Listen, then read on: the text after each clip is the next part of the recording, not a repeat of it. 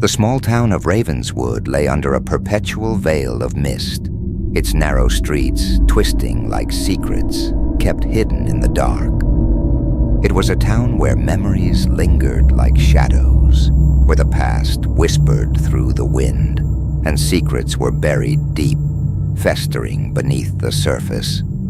For Clara, Ravenswood was a prison of grief. 6 months had passed since the accident that had ripped her world apart. 6 months since the phone call that shattered her reality, leaving her stranded in a sea of despair. David, her husband of 12 years, was gone, his life cut short by a slick road and a moment of carelessness.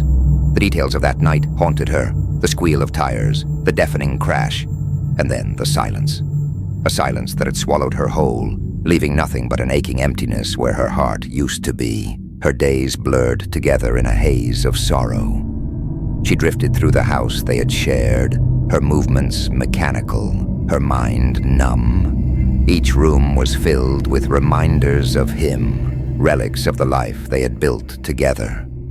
His favorite books still lay on the bedside table, his jacket hung by the door, his scent lingered on the sheets. Everything was the same, and yet everything had changed. Clara's friends tried to console her, offering words of comfort that felt hollow and insubstantial. They told her to move on, to find solace in the memories, but how could she? How could she move on when every beat of her heart was a reminder that his had stopped? One evening, as she sifted through David's belongings in a desperate attempt to feel close to him, she discovered something that sent a chill down her spine. It was a letter, yellowed with age, addressed to someone named Madame Elara. Clara's brow furrowed as she read the brief note, her hands trembling. It was a request for a reading, dated just days before his death. David had never mentioned this to her. Why had he gone to see a psychic? Clara's mind raced with questions. Who was this woman? What had David been seeking? The thought that he had been hiding something from her, even in the last days of his life, gnawed at her. She had to know. She had to understand. The next morning, Clara found herself standing outside a small, weathered house at the edge of town. The sign on the door read, Madame Elara, Spiritual Advisor. Clara hesitated, her heart pounding in her chest. She had never believed in such things, but desperation had driven her here. If there was even the slightest chance she could speak to David to find out why he had come here, she had to take it. Madame Elara was a striking woman, with long dark hair streaked with silver, and eyes that seemed to see right through Clara. She welcomed her in with a knowing smile, as if she had been expecting her. "I know why you're here," Elara said softly, her voice like a gentle breeze. "You wish to speak to him." Clara nodded, her throat too tight to speak. Elara's expression turned somber. "I must warn you, child, that contacting the other side is dangerous. The veil between worlds is thin, and not everything that crosses over is benevolent." "I don't care," Clara whispered, her voice trembling. "I need to talk to him. I need to know he's okay." The psychic studied her for a long moment before nodding slowly. "Very well, but you must be prepared for what may come." The room was dimly lit, candles flickering in the corners, casting long, twisting shadows on the walls. A sense of unease settled over Clara as she sat across from Madame Elara, who took her hands in hers and began to chant in a low, melodic voice. The words were foreign, their meaning lost to Clara, but they resonated deep within her, sending shivers down her spine. The air grew colder, the shadows deeper, and Clara felt a presence in the room, an unseen weight pressing down on her. Her heart raced, her breath coming in short, sharp gasps. She wanted to let go, to run, but she couldn't move. She was trapped, caught between fear and hope. "David?" she whispered, her voice barely audible. For a moment there was only silence, then she heard it. A whisper, faint and distant, like an echo from another world. "Clara!" Her heart leapt into her throat. "David! Oh God, David, is it really you?" The voice that answered her was strange, distorted, as if coming from a great distance. "Clara, it's not safe." The presence in the room shifted, grew darker, more oppressive. Madame Alara's grip on her hands tightened, her eyes wide with fear. "Something's wrong," she muttered, her voice strained. This isn't right. You need to let go, Clara." But Clara couldn't. She was rooted to the spot, her eyes fixed on the darkness that seemed to swirl around them. The air crackled with a sinister energy, and she felt something cold and malevolent wrapping around her, like a shroud.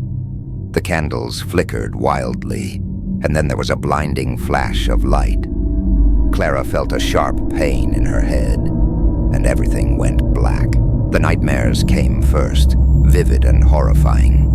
She saw the faces of her victims, their eyes accusing, their mouths open in silent screams. She would wake up drenched in sweat, her heart racing, the taste of fear sharp on her tongue.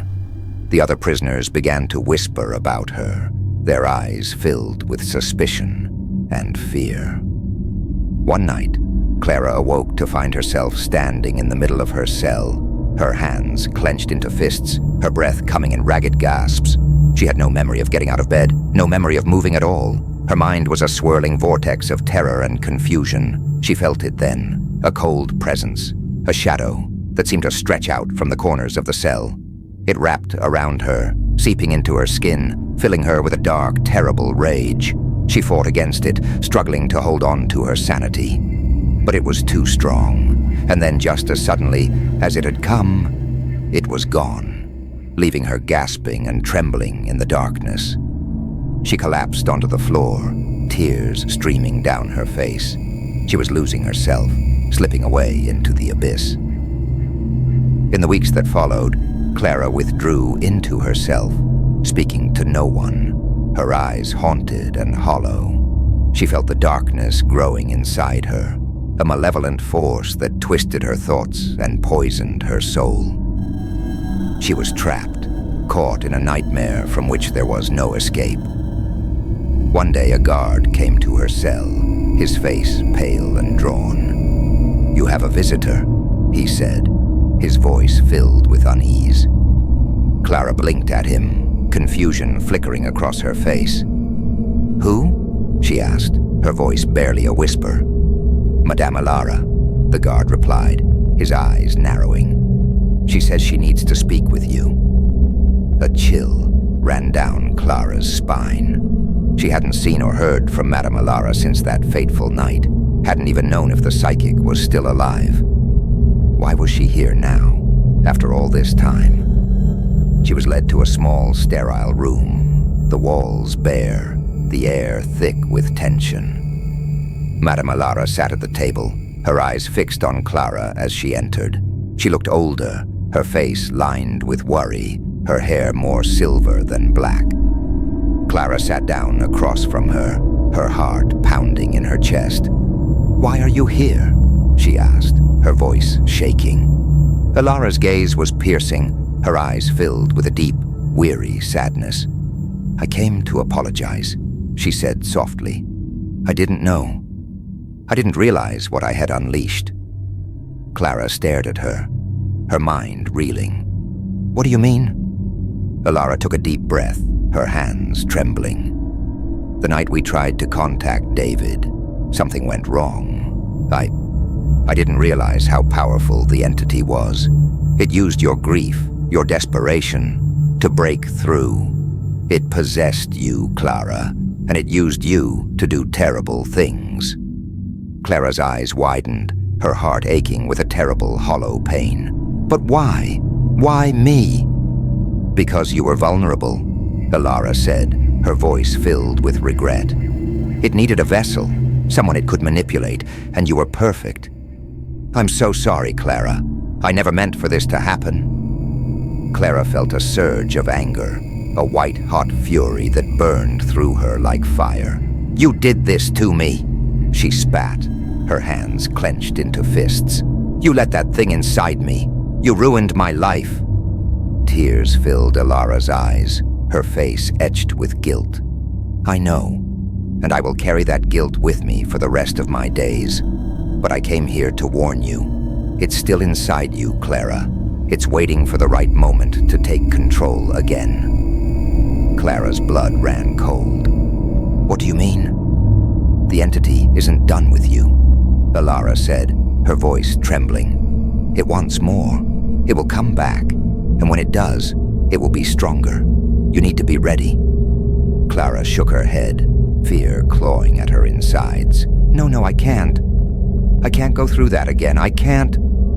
Ilara reached across the table, her hand covering Clara's. "You have to be strong, Clara. You have to fight it. I know you can." Clara stared at her, her mind a whirlwind of fear and confusion. How could she fight something like that?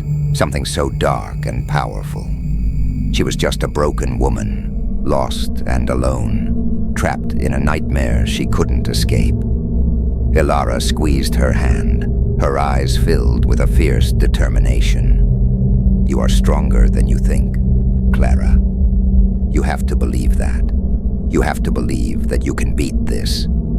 Clara nodded, tears streaming down her face. She didn't know if she could, didn't know if she had the strength to face the darkness again. But she had to try. She had to fight, not just for herself, but for the people she had hurt, for the lives that had been destroyed because of her. As she was led back to her cell, Clara felt a flicker of hope, a small, fragile spark in the darkness. She would fight. She had to, because if she didn't, the darkness would consume her, and she would be lost forever. And so, in the cold, sterile cell, Clara prepared herself for the battle to come. She would face the darkness. She would fight it with every ounce of strength she had left, because she had no other choice, because she had to believe that somewhere, somehow, there was still light in the darkness, and she would not let it go.